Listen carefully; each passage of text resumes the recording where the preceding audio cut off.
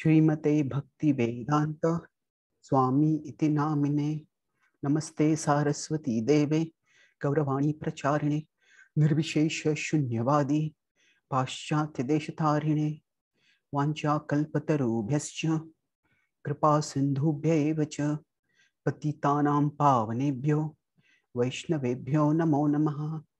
जय श्री कृष्ण चैतन्य प्रभु नित्यानंद श्री अद्वैत गदाधर श्रीवासादि गौर भक्त वृंद।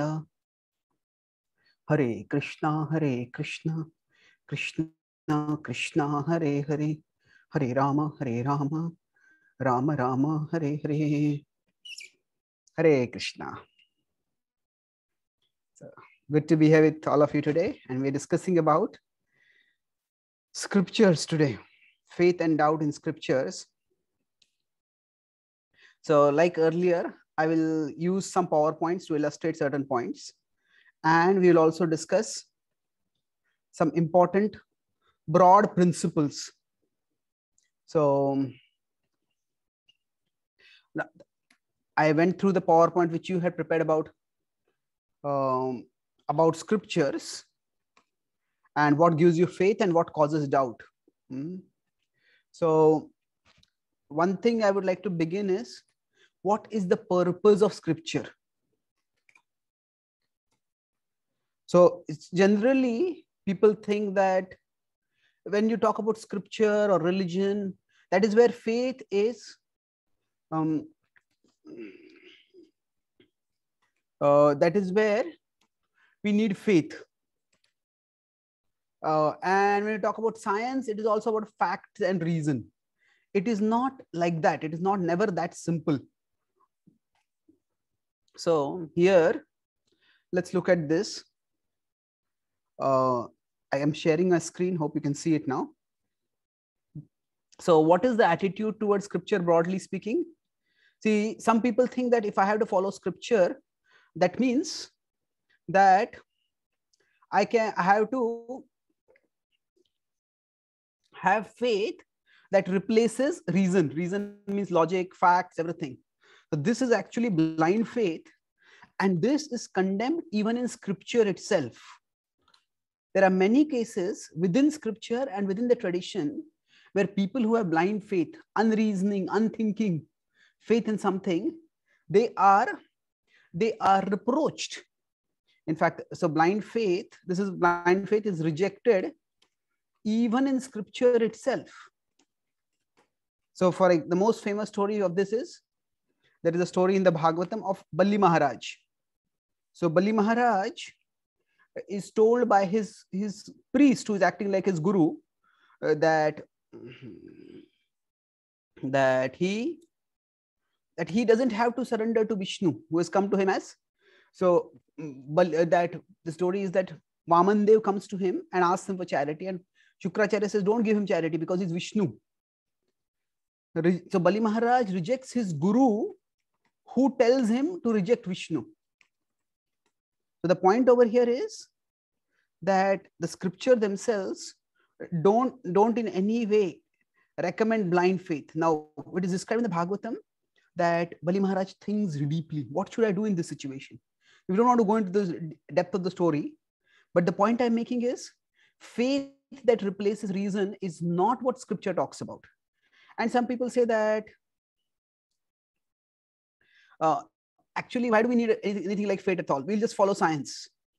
And science means science and facts I'll follow. That reason will replace faith. That never works. Why does it not work? Because even science operates on faith. Say, for example, right now, we are in the middle of the pandemic, which is slowly subsiding. But, with respect to the pandemic, we relied on science, and science has helped us develop vaccines and deal with things. But within the pandemic, there have been different models of how it would spread. This is a whole science called epidemiology. And in different countries have used different approaches, different models. And there's a lot of confusion even among scientists. So they say, when they say, okay, this is what we know about this particular bacteria, this particular virus, and then this is how it will spread. But it doesn't spread like that. Now, how do they do that? How they make their predictions? Now, predictions intrinsically are about the future. So epidemiology, for example, is based on faith. And it is not just in one branch of science. So again, her point is not to criticize science. The point is to recognize that even science also requires faith. Now in science, the word that may be used is assumption. But assumption is actually not much different from Shraddha. Science requires assumption. And if you consider, so here I put it that, if we say faith in science, we may call it assumption. Now, assumption, and there are two words in science. There are axioms and there are assumptions. And both of these involve faith. So as axioms are considered to be self-evident truths. So for example, the fact that there are many truths considered self-evident in science, and they are just accepted that way, and we move forward from that. And then there are assumptions. Assumptions means, you could say, statements provisionally considered true till they are proven false. Now again, there are axioms and assumptions have scientific definitions, and we don't want to go into the technicalities over here. But the point is this polarity, that we can ever live with faith, that if to follow scripture means we have to have faith and we reject reason, or to follow science means we have reason and reject faith. No, that polarity itself is wrong. We humans use both reason and faith in navigating our life journey. So whenever we function, we can never do away with the life journey role of faith. So example, for say, when two companies, and now in future many of you may work in companies, and while working in a company, some of the company secrets may be revealed to you because you have to work on those secrets. And if somebody releases those company secrets to other competitors, then that is called as breach of faith or breach of trust. So what does it mean? That means faith is required in daily life. So we may say this is functional faith, and that is true. That is called as breach of faith or breach of trust. Even in marital relationships, if one spouse has some relationship outside the marriage, that is considered to be a ground sufficient enough for seeking divorce. And that is called, you were unfaithful. You were called. So now we may say this is operational, this is not ontological. That is true. The point I'm making is faith is required everywhere in life. We can't function without faith. Einstein made a famous, somewhat humorous statement. He talked about how our faith is shaped by our authority. Faith is shaped by our conceptions of authority. So he says, now I'm paraphrasing what he says, that tell a man he used the word man before he started using gender neutral language. So it is man or woman. Tell a man there are million stars in the sky and he will believe you. Then tell a man at the wall behind him has been freshly painted and he will want to touch to check it out. So what is happening over here is, if I say this particular wall or behind it, there's a wall, it's freshly painted. Really, is it? Let me check it out. I'll check it out. Now, why is there a difference between these two? There could be many reasons for this. This is basically Einstein saying this. So the point is that it is, first of all, we can say if there are a million stars in the sky, we can't count them very easily. So that's one thing that is there.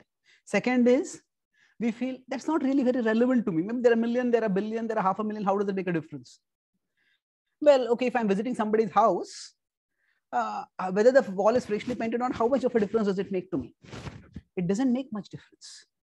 But the point is, suppose if it's a scientist telling this, whether a scientist tells that the million stars in the sky, will believe it. Because why? We accept science as authority.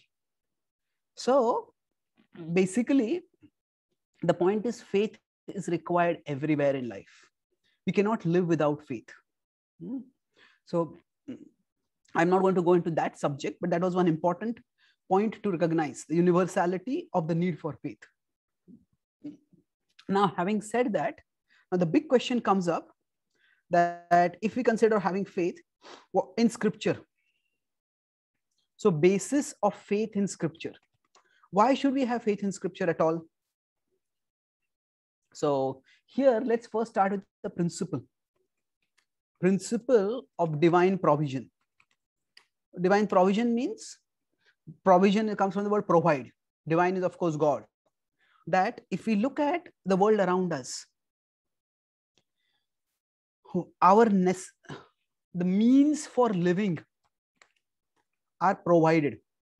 Means for living means we have heat, light, air, water, even food. We may say, I work hard to gain food. Okay, that's true. But still, food is provided for in nature. So means for living are provided. Now, we human beings don't just need means for living. We also need meaning for living. Meaning for living. What am I living for? What is the purpose for which I'm living? It's like somebody gives us a one day we wake up and we find outside our house is a very expensive car with an abundant supply of fuel and a stockpile of fuel also. So if we have that, we naturally want to know who provided it and why. Okay, you send me a car.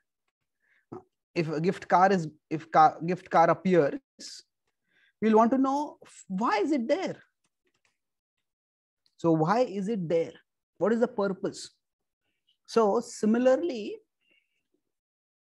we can say if God exists, and we are not going to go here into the rationale for the existence of God. You all attended classes on that. If we understand that God exists and God has provided many of our needs for living, why would he not provide such a fundamental need for living? That is the purpose of living. So in that sense, revelation, what is called as revelation or revealed scriptures, revelation is God's provision of the meaning of life. Meaning of life. What is life meant for? So in principle, we understand that God provides us various things. And among the various things he provides us is the meaning for living. Now, if we may tentatively accept this in principle, but beyond this, so how do I know that a particular book is actually what God has provided me for understanding the meaning and purpose of life? If somebody may say, this is the meaning and purpose, somebody else may something else is the meaning and purpose. Provides meaning and purpose. So how do we know for sure? So there is no need for competition in this domain if you understand an overarching principle. That overarching principle is that for each one of us, there is a simple way we could decide whether a particular book is a manual or not.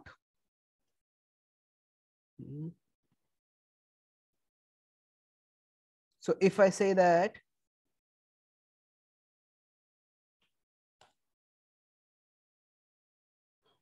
if somebody says, if something is like a guidebook or a map for a car, a manual for a car, how to use the car.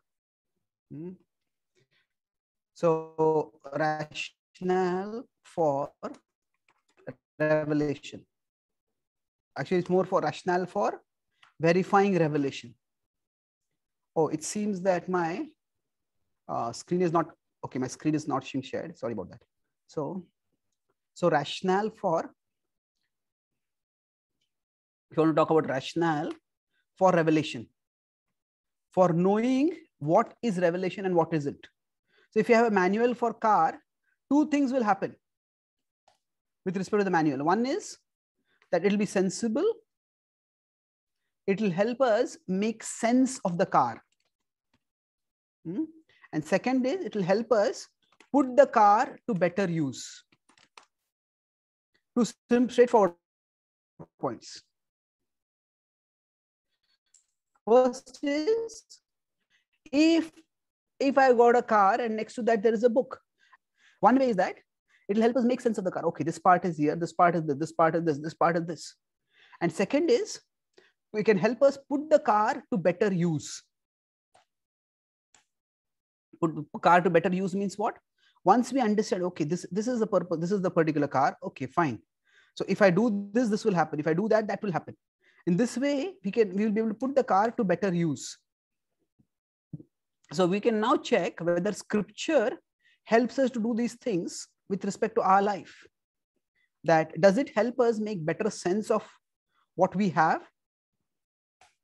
Does it help us understand the world better? And does it help us function in the world better? So if we consider a scripture like the Bhagavad Gita, what does the Bhagavad Gita do? We can say it broadly helps us, if we study the Bhagavad Gita properly, it helps us understand the nature of reality. It helps us function better in the world by giving us a better sense of what is happening in the world and what we are meant to do in the world. So if we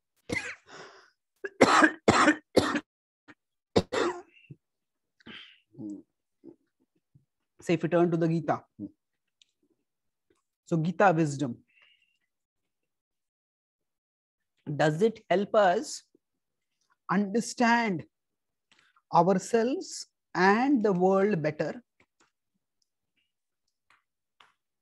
That would be one thing. And does it help us to function better in the world? If it does these two things, then it is reasonable to say that it is a manual. Now, again, this means some important points, that we are not saying there is only one manual. We'll talk about different religions slightly later. It doesn't have to be only one manual. There could be many different manuals. They explain the same vehicle from slightly different perspectives. That's fine. But the important thing is, these two are broad, reasonable criteria for understanding whether a particular book is useful or not, whether it is likely to be manual or not. So, okay, let me try to see if this makes sense of life for me. And then if I live it, does the quality of my life become better? Do my decisions become sounder? Am I able to live more effectively? Does it help me to become a better person? So this way, we can broadly look at scriptures. So like, if you know the setting of the Bhagavad Gita, Arjuna was confused about, okay, what am I meant to do in this situation? How am I to act? So Arjuna's question was about dharma. Pruchhami tvam dharma sammudha chetaha. I want to know what is dharma, what is the right thing to do. And the Gita provided him that guidance. So having said this, the Gita is there for us to get guidance about how to live. It provides us essentially an understanding of values and purposes for living. Values and purposes. That means, sorry, let's take it this way here. Two things. So what does it provide us? Values and purposes. Values means what, how to, we could say,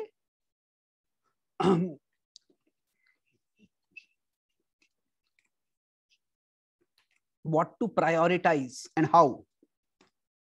What to prioritize in our life. What to say? Or you could put also, see, the word values is associated with the word valuables. We may have many valuables externally. So what we value internally are our values. What we value externally are our valuables. We may have some treasure. We may have some expensive devices. And purposes is what we pursue in our life. What is that we ultimately want to achieve? So these two are related, but broadly, scripture is meant to provide us these two things, values and purposes. Now, when we keep this in mind, the question comes up, there's one question that, how do we know that whether the scriptures have been interpolated, that they have been changed over time. Yeah, there is a fair, that's a perfectly reasonable question.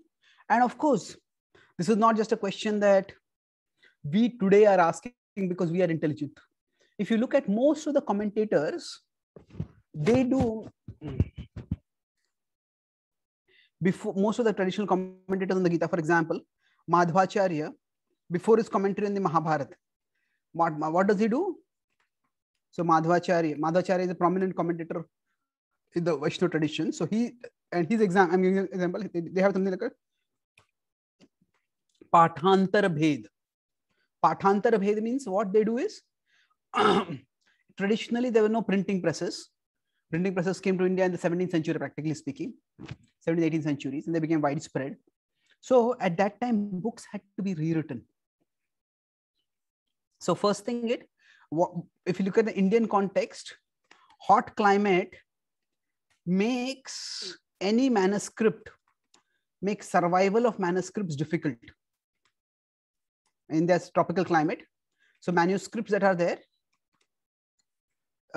long time survival becomes difficult. That's why what they have to do is the manuscript has to be rewritten. So it is like you could say a manual rewriting, and there is always a possibility of some mistakes in manual rewritings. So then what is done is, to make sure that such mistakes are not there, there are different copies done by different scribes. So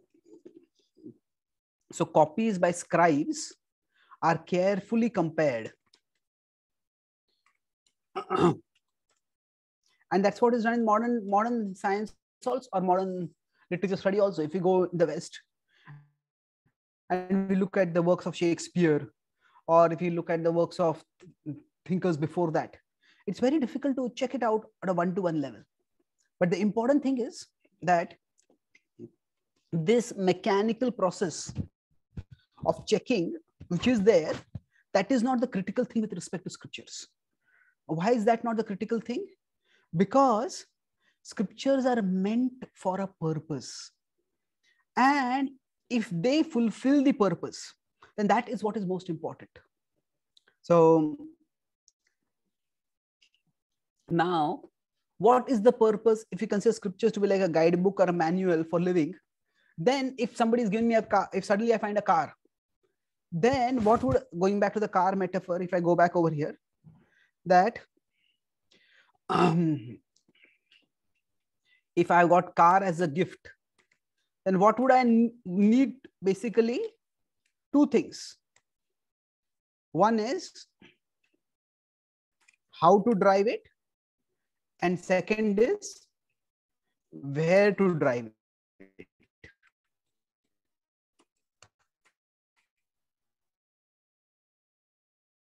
The two basic things I will need to know if I'm going to use a car. Similarly, if we consider that the manual, when scripture, if we consider scripture, Shastra, as a life manual, or guidebook, then it, and Sadhya. Sadhya is the purpose, or the purpose or destination. What is it that is to be achieved in life? And sadhan is the means or process. So path, process, and purpose, destination.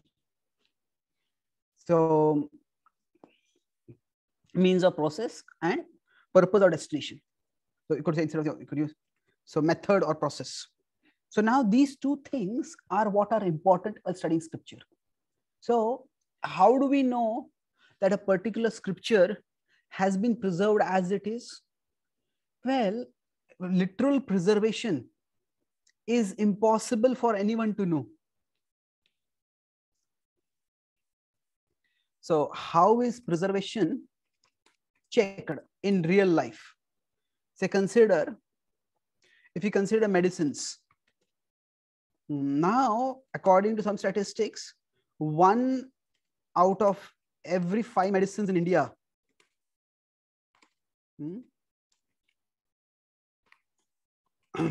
is a fake medicine. Fake medicine means what? Basically, it is claimed to be manufactured by a particular company, but maybe it is manufactured by someone else. They just copied and they made the brand. They created a packaging like that, and sometimes people don't even check the actual packaging. So now, if in medical industry they decided, how do we ensure that every single medicine is authentic? So is it practically possible that at every stage of the journey of the medicine, from the point of manufacturing till the point of the consumption by the author, by the patient, rather, do we have CCTV cameras everywhere at every stage? And if you do that, even if you say, no, we will do that, well, is it practically possible? You stock them in a go down, we can have CCTV cameras, we can have in a truck, we may have CCTV cameras, but then you go back further to the, when you say from the manufacturing unit, you can go back further and check the suppliers for the manufacturers. So have all the suppliers provided the accurate quality product? So it's, so fakes detected not by retracing the source, but by examining the effect. That is the standard way to detect of those. Means what happens is, how do we know, hey, this medicine is supposed to cure this disease, and this disease has not been cured? And is this medicine a fake? Is this something wrong with this medicine? That's how this quest begins. If every patient demands, just imagine the situation, that every patient demands, before I consume a medicine, I want to see the CCTV footage for how this medicine was manufactured till how the medicine came in my mouth. Well, nobody will be able to take any medicine at all, isn't it? Patients will die before they get the medicine. So here itself, when we take a medicine, a certain level of trust we have that the medicine has been preserved throughout. So if every patient demands evidence of the medicine's journey from manufacturing to delivery, to customer delivery, it's impossible. So in general, when we talk about standards of faith, we have a certain operational level at which we work. So we understand that governments know, the doctors know what kind of medicines are required. The government has some overseeing bodies which evaluate whether the medicine is being tampered or not. But it generally starts with the effect. So just as there are overseeing bodies to make sure the integrity of the medicine is maintained, similarly, how do we check the preservation of scripture? So how is preservation of scripture checked? It is by the consistency of sadhan and sadhya. So basically checked by, we could say checked by effect. That is consistency of sadhan and sadhya. What do I mean by this? Say imagine there is a person A over here, and there are A, B, C, D, E, F, G, H, I, J, and Z. So we start from, so there is a chain of patients starting from A through J, K, L, whatever it is there, up to Z. So now, how do we know? Suppose A is given the medicine, and then A passes on the medicine to B, and B passes on the medicine to C, and then C passes on the medicine to D. And like that, it comes to Z. So how do we know that along the way, some medicine has not been changed? So how to verify the medicines given to A and Z are the same? So the way to do this is by checking the effect. Say A had severe cough. He was coughing quite severely, and then A was given the medicine and A got healed. So if A is healed by the medicine, and so is Z, then it's reasonable to infer that the medicine is the same. The medicine has been preserved. So similarly, what do we do is, if you look at the Bhagavad Gita, what was the effect of the Bhagavad Gita on its original student? And what is its effect now? So if we consider, so here we could have chain of, instead of patients, we will have chain of students. And we have starting from Arjuna, and generations of, we have had people studying the Bhagavad Gita, and today it comes down to us finally. So we look at how to verify that the Gita given to Arjuna and us is the same. So the way would be to check the effect.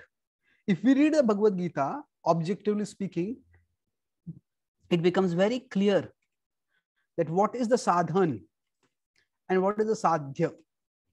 Sadhan is means, sadhya is ends or purpose. So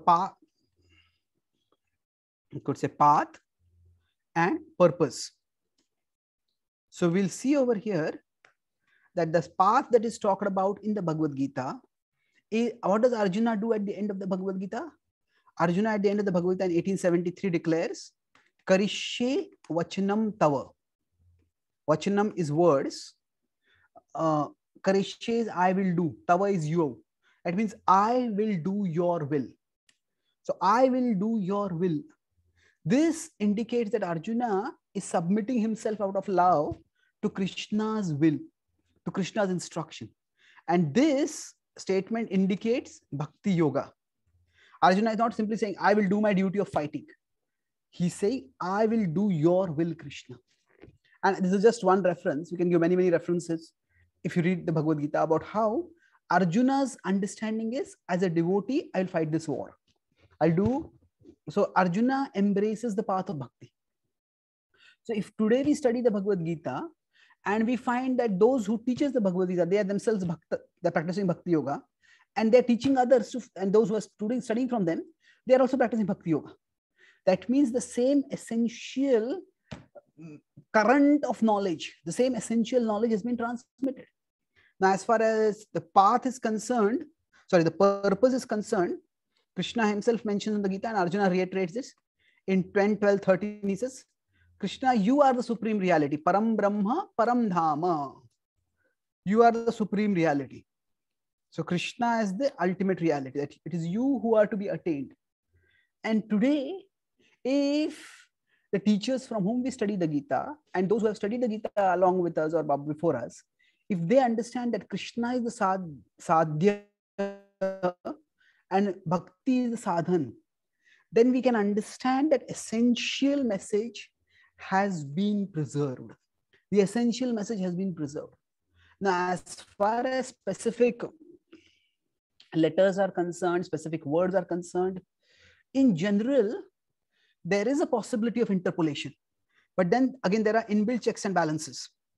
So how is interpolation? Means that something is inserted in the text, something is deleted from the text, some words are changed. So how is that to be detected? One is, it's possible for obscure texts, difficult for widely known text, widely circulated texts. Why is this?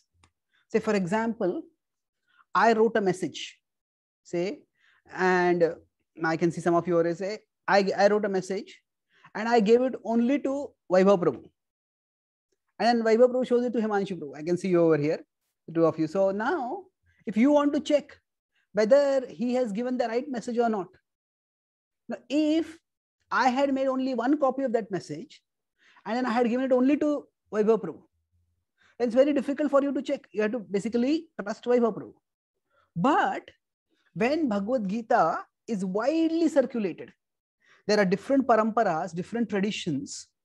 So the Gita is commented on by various traditions whose interpretations differ or even oppose each other.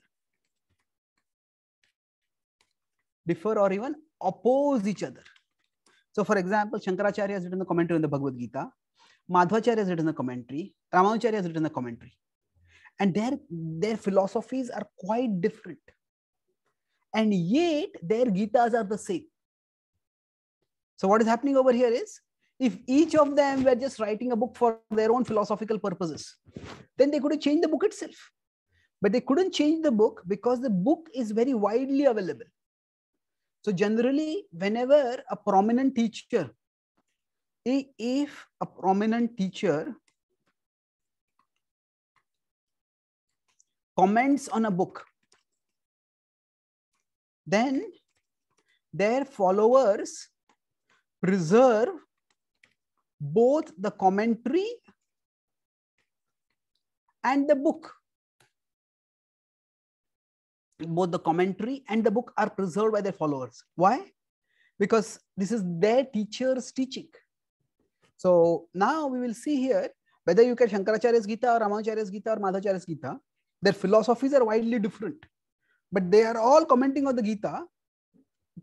And now there are some verses, I won't go into technicalities, but there are some verses in the Gita which Shankaracharya will find very difficult to interpret in accordance with his Advaitic philosophy. And there are some verses in the Bhagavad Gita which Ramanujacharya may find very difficult to interpret according to his Vishishta Advaita philosophy or his more personalist philosophy. But neither have eliminated those verses. Both of them have kept the verses as they are. So the point here is that, especially if it is not a huge book, it's a small book, and it is a widely commented book, then interpolation becomes very difficult. So what happens is, over here, that Gita, at least for 1500 years, hasn't changed. How do we know that? Why? Because Shankaracharya's Gita, I'm not talking about Gita here, Gita commentary, Gita is the same as the Gita available today. And it's not a Shankaracharya's Gita, it is also Shankaracharya's Gita followed by Ramanuja's Gita. So Shankaracharya was approximately 6th, 7th century. Ramanujacharya was around 10th, 11th century. Madhvacharya was around 12th century, 12th, 13th century. So throughout, the Gita has been the same. So if we consider from the point of view of religious history, for a book to remain unchanging for over 1500 years itself is significant. Even scholars of religion, one of the stablest religious texts. Now, beyond that, let's look at it from the tradition's perspective. From the tradition's perspective, if scripture, now first, scripture is considered to be revelation. Revelation means that it is the word of God. If it is the word of God, if it is the word come to God, come to us through some divine sources, then the potency of scripture be preserved as it is. So that's why there is inherent reverence and caution. Inherent reverence and caution. Great respect and therefore the caution about changing anything in it. So that's why that's also that kind of safeguard is also there. Now, having said that, yes. So having said these points, that there are, till now I talked about 4 points with respect to safeguards. How do we know, or how do we know that scripture has been preserved? Literal history. I say, I want to see a complete history from the time when Krishna spoke the Bhagavad Gita to Arjuna to right now. The same manuscript I want to see right now. Well, it's not possible. It's not possible. Just like to see a medicine manufactured by Glaxo or someone right from the manufacturing unit to us before we take the medicine is not possible. So what do? We look at the effects. Are the same effects being produced by the study of the scripture as are the effects on the original student? Then we also look at whether the book is widely commented on, and commentaries which differ very much in their philosophical propagation, do the texts remain the same? That's one point to discuss. And then, of course, we consider that what is the attitude of the tradition towards the scripture. So if this words are considered sacred, then when changing one word people will be very, very hesitant to do it. And if unscrupulous people make some changes, they'll be detected and they'll be rejected. So having said these points, let's make two more points now. Now, Madhvacharya does say that there are sections of the Mahabharata that are interpolated. And that is fair enough. So rather than thinking that this makes scripture itself, so rather than using this to say that interpolations are there in the Mahabharata, so this is Madhvacharya's statement. Yes, it is true, but what does it imply? Rather than saying that therefore scriptures themselves are not true, that rather than coming to that implication, what we come to is we see there is a self-evaluation and self-correction mechanism within the tradition itself. That means the traditions are not naive. Madhvacharya is a prominent acharya, and he himself is carefully evaluating, is this book right or is there something interpolated in it? So therefore, now what does he do? He says Mahabharata is interpolated. Now Mahabharata is a very distinctive book. It is 110,000 verses. The longest poem in world history. In fact, not only the longest poem, but it is longer than Iliad and Odyssey, which are considered the longest poems. Both of them combined together, multiplied by 7. Even then the Mahabharata is longer. So it's a huge poem. So we can't take the Mahabharata as the hallmark for deciding whether scriptures have been preserved or not. So yes, some stories in the Mahabharata may not be the exact ones, but that doesn't matter, because the overall storyline of the Mahabharata is also talked about in other Puranas. It is also talked about in the Bhagavatam. It is talked about in various other stories. So there is what is called as intertextual correlation. So intertextual correlation means that, say, the Mahabharata says there are 5 Pandavas. So now if some other book comes along and says that there are 11 Pandavas, well, no, that's not possible. So there have been attempts to try to interpolate. So for example, there is a book called, so not only is distortion of scripture. So distortion of scripture, how is that detected? So for example, there is a widely circulated book in the Jain tradition, which is called as the Jain Ramayana. Now, what does the Jain Ramayana do? More or less, the story is similar about Ram being born to Dashrath and other things. There are some minor differences. Throughout that, Ram, not Vedic sadhus, but Jain sadhus. And at the end, and in the end, what happens is when Sita enters into the earth, Ram becomes a Jain. Now Ram becomes a Jain. Now this is, Jainism has its own values, and it teaches non-violence and ethics to some extent. But this is clearly written by somebody who has an agenda. So what have they done? They have rewritten the book itself. And the Jain Ramayana it's considered within the Ramayana tradition itself as a deviation. It is a distortion.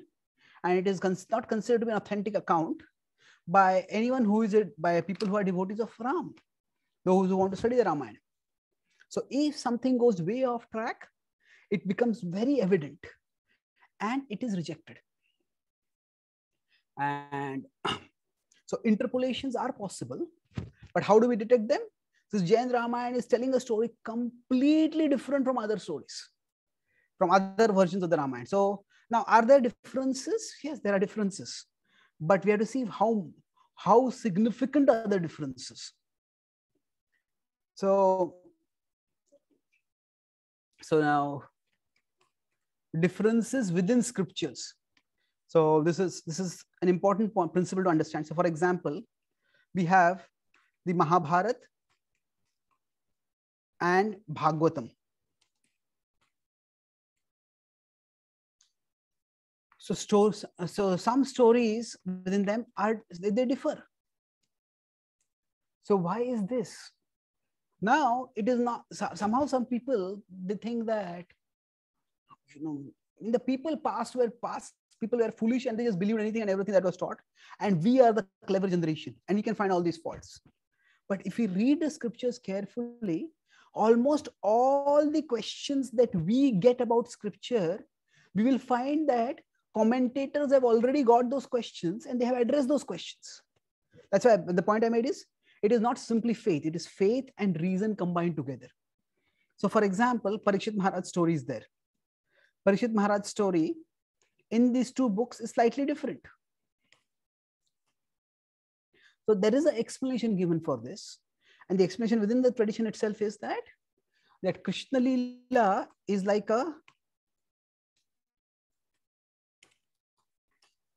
a drama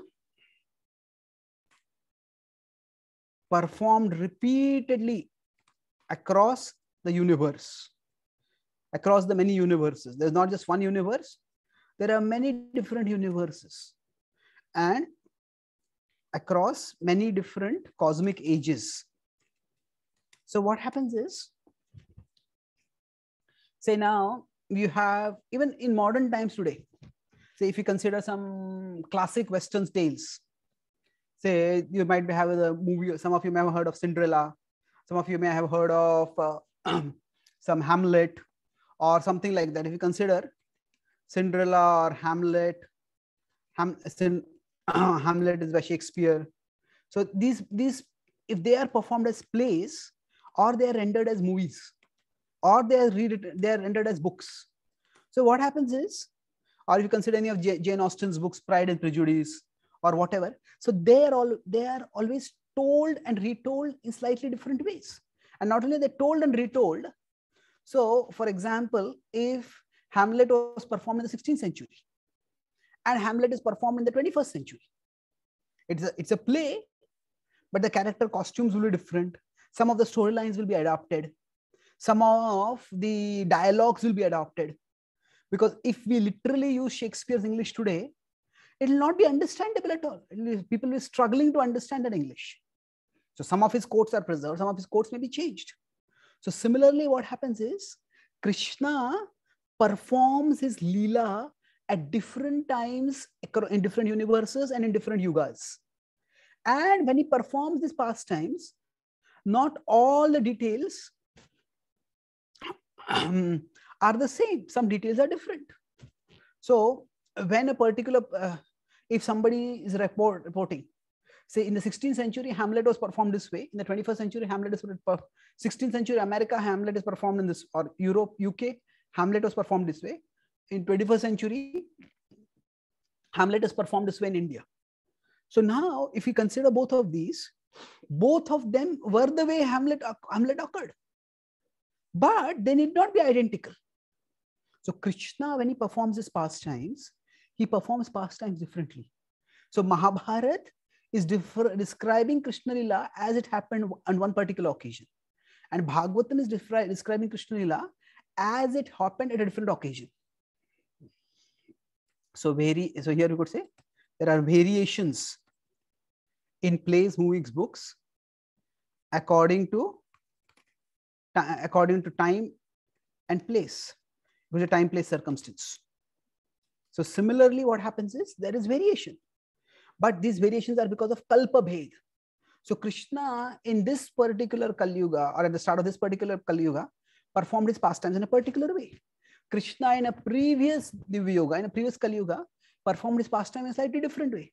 So Mahabharata is reporting one particular depiction of Krishna's pastimes. Bhagavatam is depicting other particular depiction of Krishna's pastimes. So in that sense, there is internally itself there is a resolution of this particular tension. Why are these pastimes performed differently at different places?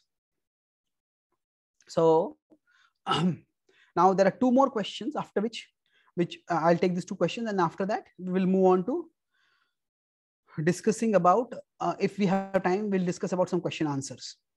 So first is that there are some scriptures which say, talk about why are there different gods being worshipped? Why are there so many different deities who are being worshipped? Some scriptures talk about Shiva being the supreme. So why is it like that? The principle to be understood here is very important. The principle is that in the Vedic tradition, there is a very clear understanding that more important than speaking the truth is taking people toward the truth. I repeat this, more important than speaking the truth is taking people closer to the truth. So because of that understanding, what happens is that there is a significant difference in the way teachings are presented and taught.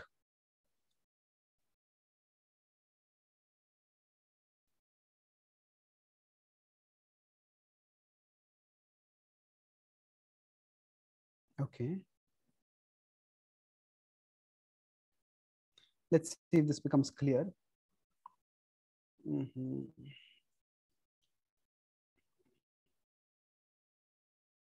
See, basically, if you look at Western theology, they basically had two different ideas. When Westerners came to India, they thought that there can be broadly two different conceptions of divinity. Monotheism is God is one. And the three major Western religions, Judaism, Christianity, Islam, they are very proudly monotheistic.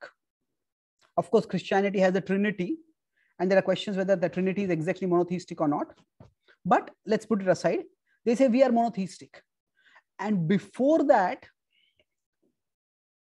there were the Greco-Roman religions, Greco-Roman society was there, and they worshipped a large number of different gods. They considered them to be polytheistic. So when the Europeans came to India, they started looking at India also from that lens. Okay, are these Hindus, are they monotheists or are they polytheists? And then they saw India, there are so many temples, so many different deities in the temple, so many different forms of worship. So there's one Western commentator who said that Hinduism is not actually a religion. It's like a marketplace of religions. It's a museum of religions. There's so many different things going on over here. So they presume that therefore this is also polytheistic. It is polytheistic. Why?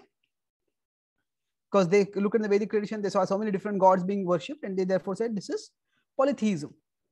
But the problem with this reading is that the Vedic conception is much, much more subtle. It is much, much more, we could say, nuanced and sophisticated. So we understand that there is one God, but that one God is not a jealous God. In Christianity, there is the idea of a jealous God. A jealous God means that if you should worship only this one God and no other gods. This is the Old Testament. Old Testament is the book of the Jews, but that teaching is given in the New Testament also and in subsequent traditions also. So what happens because of this is, let's come back to our PowerPoint. I'll come back to some illustrations later again. So within that particular tradition, the idea is that there is only one God, one supreme being. And because there is one supreme being, the whole idea becomes that if there are multiple, they say not only is it wrong to worship other gods, but it is not just wrong, it is sinful to worship other gods. And that makes it very complicated.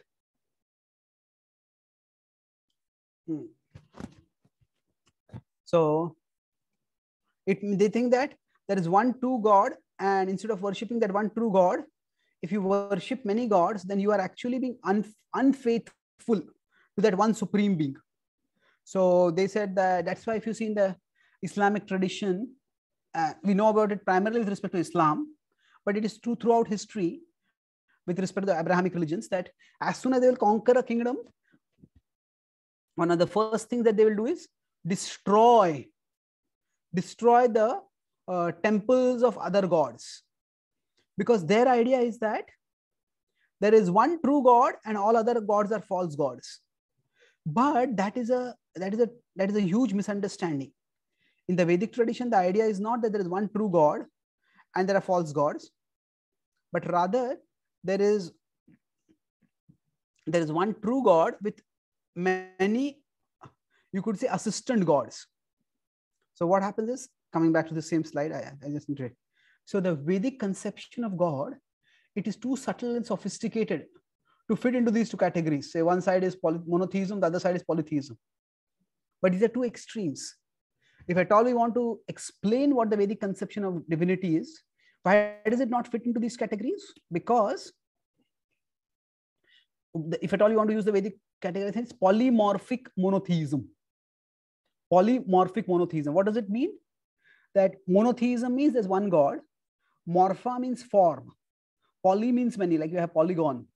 So polymorphic monotheism means that there is one God who manifests in different forms. The Supreme manifests in multiple ways, in multiple forms, for reciprocating love with devotees and for establishing dharma in society. So the idea is, this is a very, very different conception. In the Abrahamic conception, the other gods are considered to be competitors who are to be destroyed. The false gods have to be rejected to worship the true God. In the Vedic understanding, the other gods are assistants. They are assistants and they aid the living being in reaching the supreme being. They aid the soul in the journey toward Krishna, in the journey toward the Supreme Lord. So with this understanding, we see that Krishna himself says that I make your faith stronger.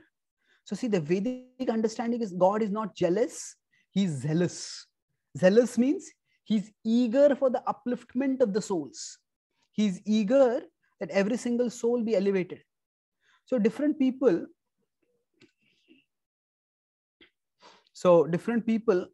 are actually at different levels of spiritual elevation, and they may or may not be able to understand the same level of divinity.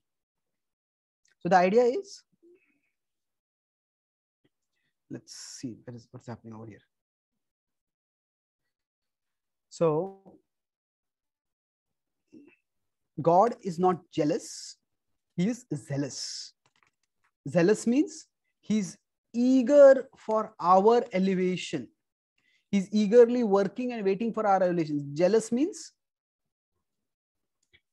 he punishes those who worship other gods, anyone other than him.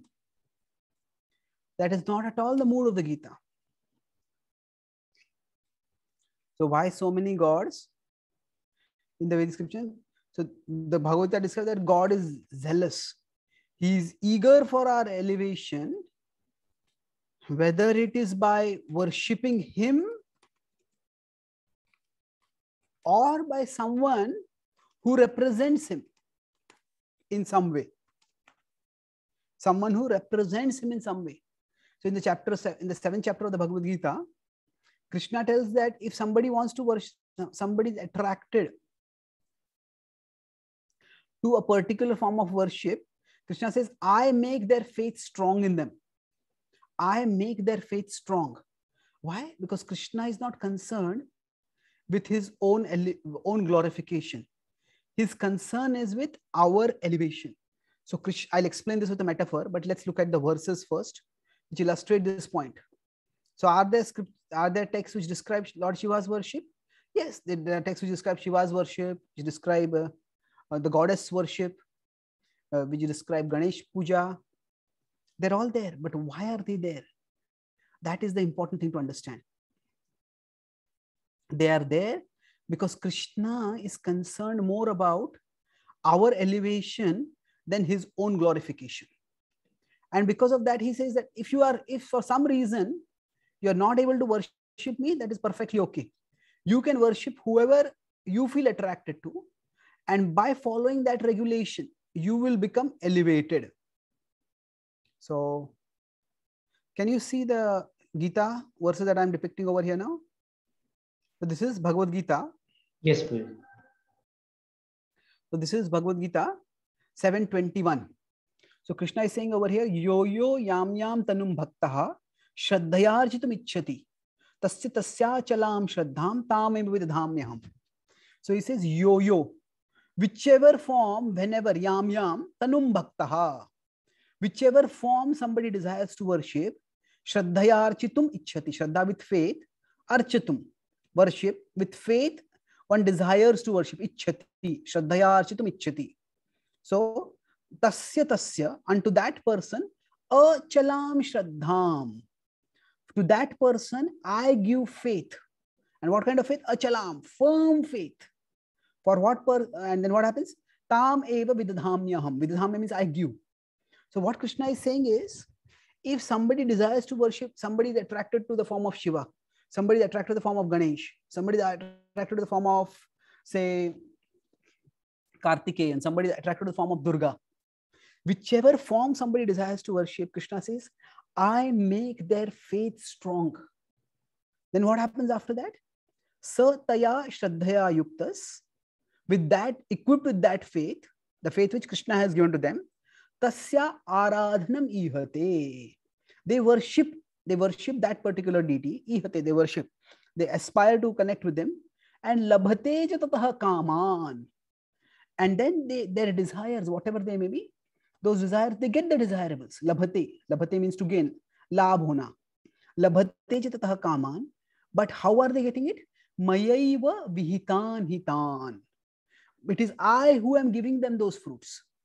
Mayaiva vihitan hitan. It is I who am giving those fruits. The next verse he says, what is the problem with worshipping like this? He says, antavat tu phalam tesham. That the fruit from worshipping the devatas is antavat. It is temporary. And tad bhavati alpamedhasam. Alpamedhasam means these people are less intelligent.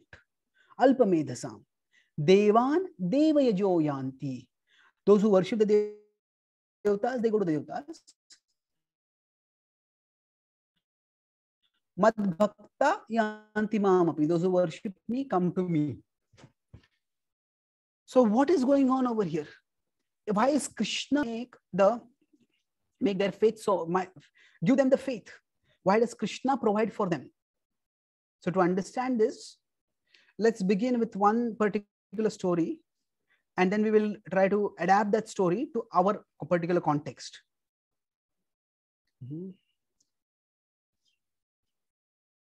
So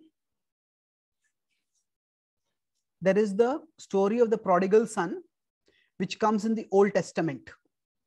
The Old Testament, as I mentioned, is the sacred book of the Jews. The Christians also accept the Old Testament, but they say that it is superseded by the New Testament. Now, in the Old Testament, there is the story of the prodigal son. What is the story? That there is this very wealthy father, he's like a landlord or a king, and the son, he has two sons. One of them is very rebellious. He says, give me my share and I want to leave and I want to enjoy. So this prodigal son leaves the kingdom and goes away. And he squanders all the wealth, and he has friends as long as he has money. But once he loses money, he loses all his friends and he's left with nothing. Then he starts working with somebody who's another landlord, but that landlord is very exploitative and he's miserable over there. And finally he says that, let me go back to my father. Let me go back to my father. And even if my father doesn't accept me as his son, at least he will accept me as an employee. My father treats his employees better than this particular landlord is treating his employees. And he goes back. When he goes back, his father welcomes him with open arms. and has a celebration to have the homecoming, the return of his son. So this story is set to show how much God loves us, that he actually although we may reject him and go away, he doesn't reject us. He awaits us and he accepts us. That is the glory of God's love. But what the Vedic tradition says is it goes further. And it says that suppose this father is like a king, and the king doesn't just wait for his son to come back. The king actually works for his son to come back. Now, that means when the king is, that means when the son is away, gone away, now the king knows if I go and ask him to come back, he's not yet developed that kind of rapport with me. He will not come back. So he sends a minister and tells the minister, now depending on the mood of the son, the mentality of the son, he sends a variety of ministers, and some minister, yeah, that seems like a nice person, that seems like a good person, I would like to be with this person. And that minister catches the attention of the son. And then that minister's power, that minister's wealth, that minister's assets all come from the king. But that minister helps the son to come back. And he says, okay, you want to work? Why don't you work for me? He says, okay, yeah, you look wealthy, you look powerful, I'll work for you. So what happens over here is, that is the role played by the Devatas. So the father is a landlord or a king who has left whose kingdom the son has left. But when there's a landlord who goes to the king, goes to the child, goes to the son, and it goes to the son, and what happens from there is, let's put it this way over here. So here you see the son is outside the kingdom. And when the son starts obeying the landlord and working with the landlord, what is happening by that is, he has come back into the kingdom. He has come back into the kingdom. So now he has not yet come back to his father, but at least he has come back to the kingdom. So what is happening from one perspective is, like this verse which I just quoted, the power to give benedictions for the Devatas, it is coming from Krishna. It is coming from the Supreme Lord. And when the son is coming back in the kingdom and doing whatever the minister is telling, the king is actually obeying the Supreme Lord, but he's doing it indirectly. Why indirectly? Because the son is not right now ready to connect directly with the Lord. So therefore, there is an intermediary provided. So the Devatas perform two functions. They help the Lord in the cosmic administration, and they also act as surrogate objects of worship. Surrogate means intermediate, substitute objects of worship. And gradually, what will happen is, then the son will start thinking that, okay, if the son realizes the power of the Devatas, the landlord, the prince, the son understands the landlord is under the king. So why am I serving the landlord? Let me serve the king himself. So like that, the worshipper, after worshipping the various Devatas, gradually will come to the worship of Krishna. So that is something which may take Bahunam Janmanam. Now, initially that person it's like the prince says, I don't want to be in the home with the king. I'll work for him. The father will say, why do you want to work for me? You can be with me. You are my own son. He says, no, I don't want to be with you. I just want to work for you. Okay, fine. So that is like mixed devotion of Krishna, where a person worships Krishna, they offer some worship and gain some benediction. But then beyond that, there is the reciprocation of love, which is the son and the father, they don't have to have a monetary relationship. They have a loving relationship. So that is the ultimate union. So the Vedic understanding is that when certain scriptures describe, say, Shiva is supreme or Ganesha is supreme or Durga is supreme, what is the purpose? The purpose is to attract people toward worshipping that particular deity and gradually becoming elevated. So the focus is not necessarily in every Vedic text. The focus is not necessarily on giving the ultimate truth. The focus is on helping the student, helping the seeker rise one step up from where they are. That's why context sensitivity context sensitivity is a very critical feature of the Vedic texts.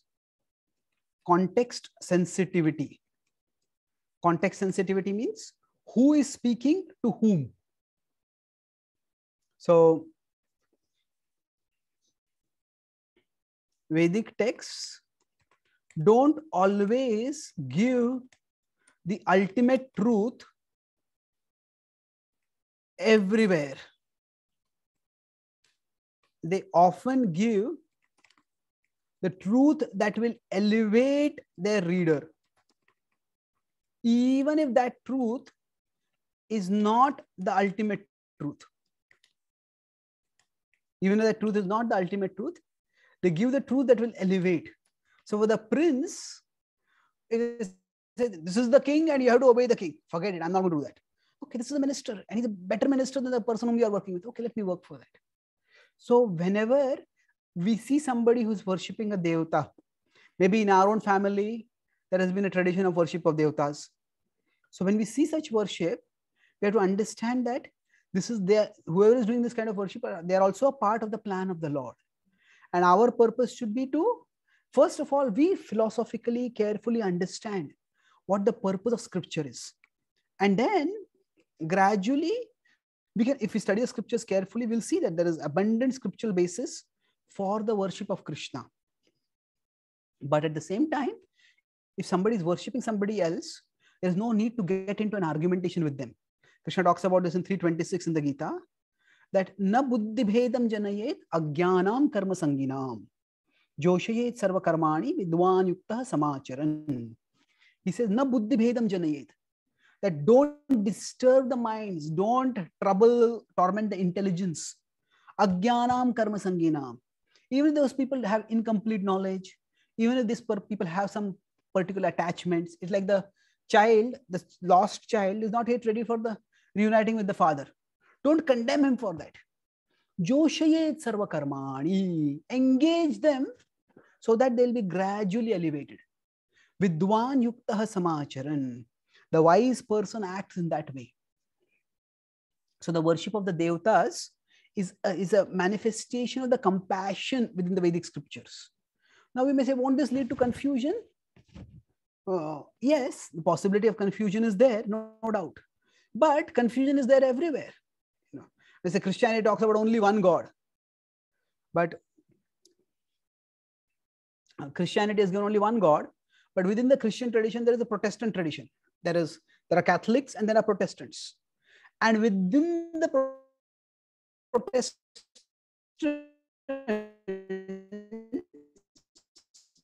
there are 55,000 denominations. So, and they all fight over what is the right understanding of the Bible. So confusion is going to be there anyway. It's not just because there are many gods, there is confusion. Even if there is one God, there will be confusion also. What to speak of one God? In Islam, there is not only one God, but there is just one representative as the final prophet. The Vedic tradition is not like that. There's only one spiritual teacher. Even when there is just one final prophet, we see among the various major religions of the world, Islam is the youngest. And yet, Islam has been characterized by the greatest violence, not just toward other religions, but towards others within the same religion also. Shias and Sunnis fight. Many times Islamic extremism, the worst victims of Islamic extremism are Muslims themselves. So what the point I'm making is that if there is going to be confusion, confrontation, conflicts, and conflagrations, violent wars and things like that, that is going to happen because of the mentality of the worshippers. It is not just because of the tenets. You could say that the Vedic scriptures are so compassionate that they help people from different backgrounds to become elevated. Now, how much does one get elevated? That depends. That depends on the mentality of the worshipper. So that is with respect to the idea of, as I said, the idea of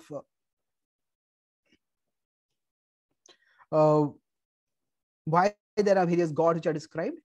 Now there's one question about the Old Testament, New Testament. Are they also given by God? Yes, Prabhupada said that Jesus Christ and Muhammad, they are all representatives of the one true God. They also come for raising people to Krishna consciousness. But we have to understand what is going on in this case. This is a quote from Bhaktivinoda Thakur. To understand the broad mood. So Bhaktivinoda Thakur in Chaitanya Shikshamrita, Bhaktivinoda Thakur is a prominent acharya in our tradition. He is the great spiritual master, the great grand spiritual master of Srila Prabhupada. So he says, when we have occasion to be present at the place of worship of other religionists, at the time of their worship, which you stay there in a respectful mood, contemplating thus, here is being worshipped my adorable highest entity God in a different form than that of mine. So it's one God who is being worshipped, but in a different form. So there is a respectful acknowledgement of diversity. And the same quote goes on, due to a different practice of a different kind, I cannot thoroughly comprehend the system of theirs. But seeing it, I am feeling a greater attachment for my own system. God is one. I bow before his emblem as I see here and offer my prayer to my Lord, who has adopted this different emblem so that he may increase my love toward him in the form that is acceptable for me. So, for example, when I travel abroad, sometimes at the airports, I see Muslims, they put down their mat and they do namaz. So I appreciate that. Sometimes as devotees, initiated in Brahmanas, we do Gayatri. Sometimes we forget to do Gayatri. But when I see Muslims doing namaz timely, what happens is that they are connecting with God in their way. Let me connect with God in my way. So humility toward other traditions. Humility toward other traditions means we are not meant to judge that this is right and this is wrong. Who are we to judge? How much have we studied their text, sacred texts? Prabhupada, Bhaktivinoda Thakur says, I cannot thoroughly comprehend this system of theirs because their practice is different. So yes, now can the one Supreme Lord manifest to Christians to the way they worship? Can he manifest to Muslims to the way they worship? Who are we to say that God cannot manifest himself? Do we control God? No, God can manifest his compassion in many different ways. However, he has manifested his compassion to us in a particular way. And when he's manifested his compassion to us in a particular way, the way, what he says is, I offer my prayer to my Lord. So we can appreciate how others are worshipping God in their own ways, but he may increase my love toward him in the form that is acceptable for me. In the form that is acceptable for me. So if we see Christians celebrating Christmas or Easter, or Jews celebrating Yom Kippur, then what we can see is that actually they are experiencing God, they are expressing their devotion to the God in that way. Let me experience and express my devotion to God in my particular way. So this is the broad inclusive understanding of scriptural, of how God is to be worshipped. So the Vedic teachings, broadly speaking, there are some people say exclusivism. Exclusivism means only my path is the right path, and all other paths are wrong. So this leads to fanaticism. But the other is pluralism. All paths are right. But all paths can't be right because some paths may say, I don't believe in God. So how can that be right? The Vedic teaching is more of inclusivism. Inclusivism means there is one common purpose for many, which includes many paths. Now, these concepts might seem a little complicated, but let's look at it from a simple perspective. Imagine a metaphor of climbing up the mountain. So the top of the mountain is spiritual consciousness. Here is the ultimate reality. Here there is God. The bottom of the mountain is material consciousness. That is where we all are presently. So various traditions, they are on a common journey from material consciousness to spiritual consciousness. That means they are going up the mountain. So exclusivism holds that this is the only way. My way is the only way to God. Now this sounds fanatical. If God is unlimited, why should the way to him be limited to only one? Why should one religion have monopoly on God? So what happens is this can easily lead to fanaticism. But the other extreme is pluralism. All paths are right. But all paths are not taking us to the top of the mountain. Some may just take us round and round and round. Some may just take us half the way up. Some may take us actually away from the mountain down into the valley also. So pluralism is also not right. So the real understanding is inclusivism.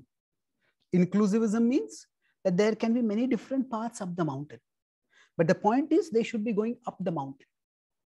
They should be going up the mountain. Not that they stay, that every path is right. No. If a path is not going up the mountain, then that is not right. If the path is going up the mountain, that is good.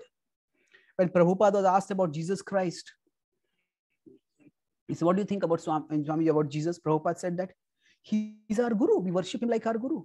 He had so much love for God that he was ready to lay down his life for the sake of God. A person who has that much love for God is our guru. We learn from him. So that was, I may be going up the mountain by this path. Somebody else may be going up the mountain by this path. We respect their paths. Now, regarding other traditions are also coming from God, then why would they have some statement like God is jealous? Well, the purpose is that now there are different paths up the mountain. That doesn't necessarily mean that every path is identical. Now, one path might be very slippery. Another path might be very marshy. Another path might be very rocky. Another path might be very thickly forested. We don't know. Different paths may have different challenges. So that has to be accepted. So various religions share a common purpose, that is elevating human consciousness. But that doesn't mean every single teaching within them is exactly identical. Now, the Christian tradition or the Old Testament was spoken at a time when people were often worshipping imaginary conceptions. So Moses, who was given the 10 commandments, what happened was Moses went up a hill to receive the 10 commandments, and by the time he came back, his followers had taken whatever gold they had melted it and refashioned it into a golden cow, and they were worshipping that animal as if it was God. This is what nonsense. You can't worship any animal as God. So stop such worship. So at that time, because people were worshipping imaginary ideas, that's why Moses made that particular statement. So in its particular context, that statement is perfectly fine. But that's not necessarily an absolute truth. Again, go back to level of the audience. Speak according to the level of the audience.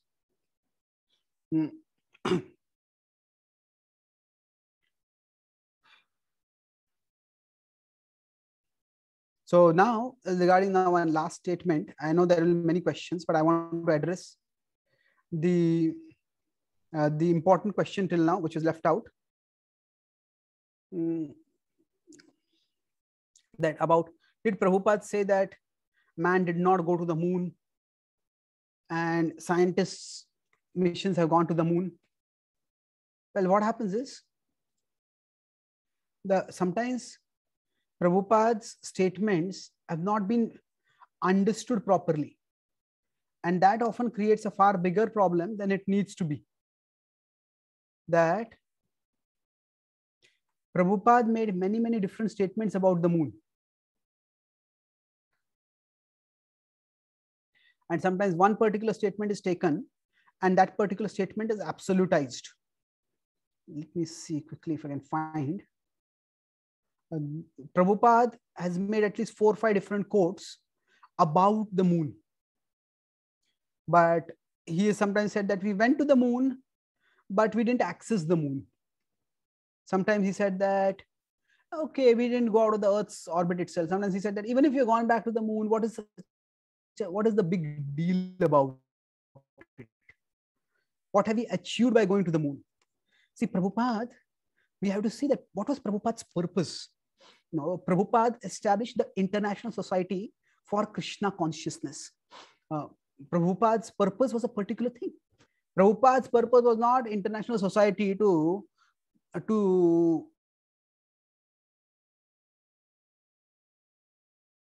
Prabhupada's society was not International Society to debunk man's having gone to the moon.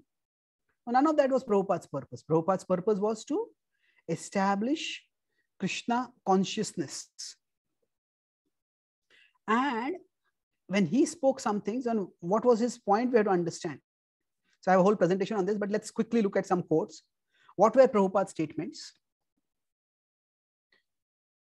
So one of the main reasons Prabhupada says that man couldn't have gone to the moon, because he says, just like when you go to a country, if you don't have the visa, you cannot enter into the country. So you have to apply to that country, get the visa, and then you can enter. So similarly, he says we can't get crash into Chandraloka. You'll be driven away from there.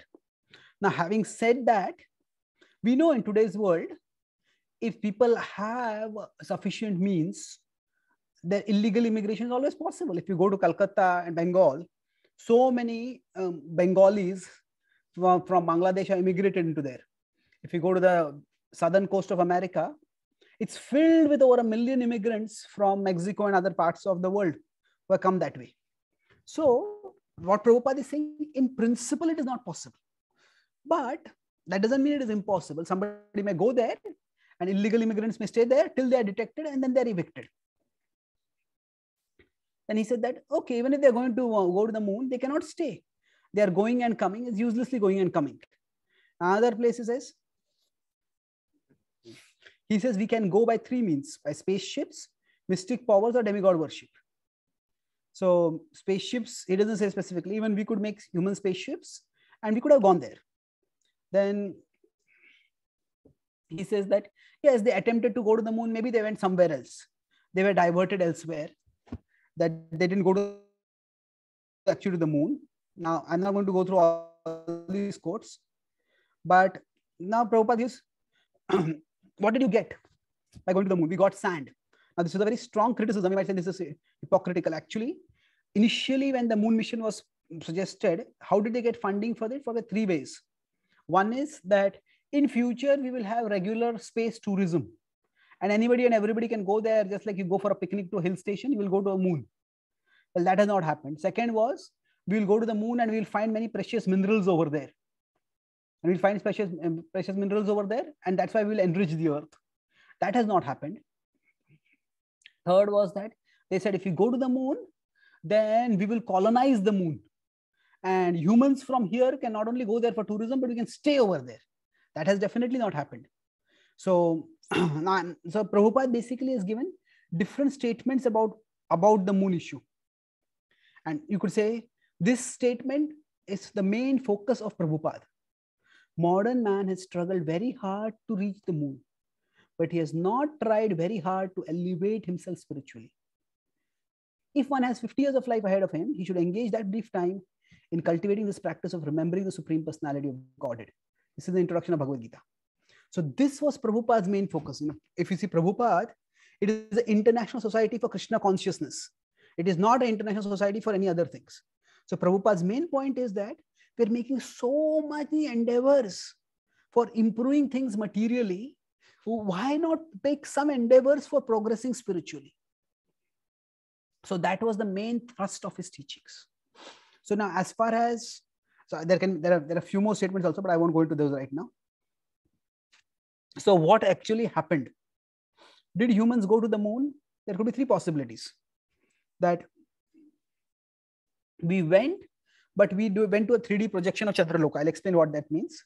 Second is there is a high-tech diversion by the Devatas, so that we didn't actually go to the moon, but we went somewhere else. Third is we didn't go out of the Earth's orbit itself. So what does a 3D projection mean basically? That, consider this over here.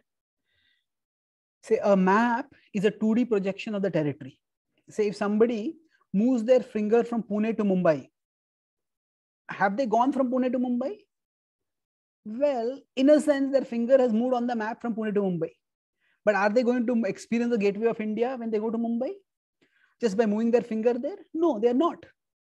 So basically what happens is, if we understand the Vedic scriptures describe that what we see with the eyes, see, that is a particular representation of Chandraloka. Chandraloka is a higher planet. It is among the heavens. It's one of the heavenly planets. And heavenly beings, their bodies are different, their roles of their ways they exist are different. And even if the Devatas come down to the earth, we humans cannot see the Devatas unless they give us the eyes to see them. Without that, we can't see them. So even if we go to a higher planet, we can't see that higher planet unless, or we can't see the higher planet in its fullness unless we actually have the higher perceptions. We have the higher capacities. So Prabhupada's main point was that, yes, we may physically transport ourselves in 3 days space from the earth through to the moon by a spacecraft. But that doesn't necessarily mean we have gone to Chandraloka. It's like we have moved on a map to Mumbai. Okay, good. You came to Mumbai. You're not experiencing Mumbai. So there is no need to make this into a bigger issue than what it actually is. So now different people may say that this is an important principle to understand, that okay. Somebody may say that astronauts went to the moon. Now it is not only scientists who say this, that they didn't go out of the earth itself. This could be one position.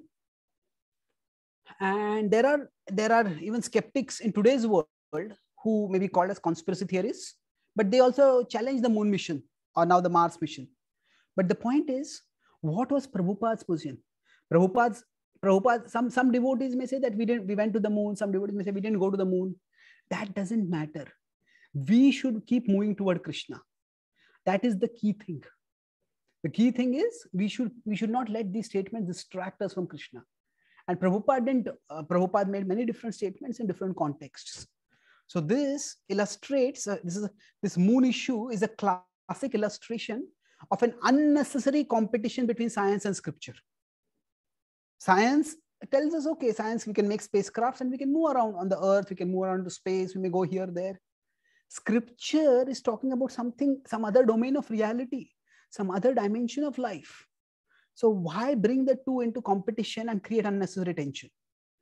The point is, scripture is given to us so that we can raise our consciousness and go beyond the moon to the supreme reality, Krishna, in his ultimate abode. And that is the purpose and perfection of life. That is what scripture is here to teach us.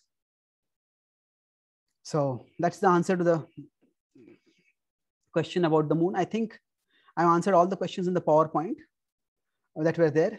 Do we have time? Should we take 1 or 2 questions? Should we stop?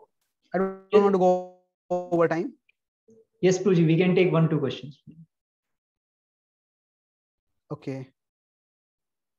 Are there any questions that anyone would like to ask? So if anyone would like to ask, please raise your hand.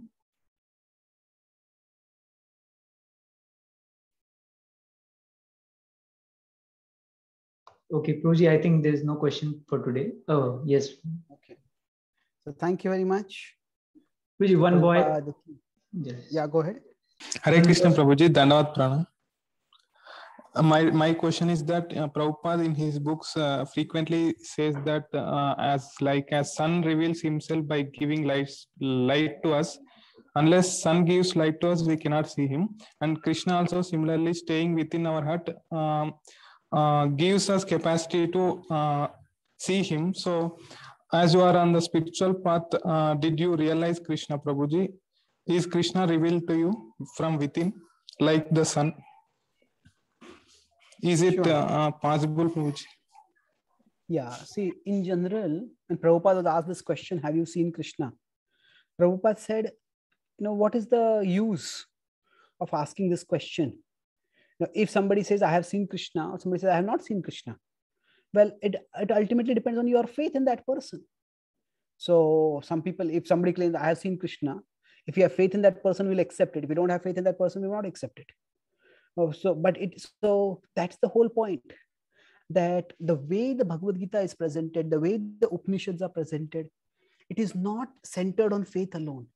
It is centered on reason, on logic, on intelligence. Now, Krishna doesn't tell Arjuna at the end of the Gita, are you going to have faith in me or are you going to go to hell? Choose now. He doesn't say like that. He says, Vimrishaita dasheshena yathechachita kuru. deliberate deeply on what I have said, and then do as you desire. So in the Vedic tradition, the focus is never on the individual teacher and the greatness of that teacher. The teacher is important, but more important than the teacher is the teaching.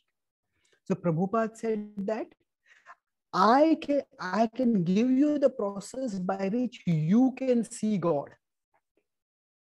So what I can say from my little spiritual journey that I embarked in is that, you know, my understanding about life's spiritual dimension, the clarity with respect to spiritual reality, all that has developed enormously.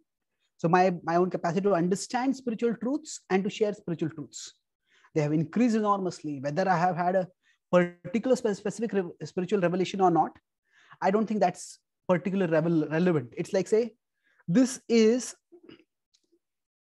a road. This is a road, and on this road I have embarked.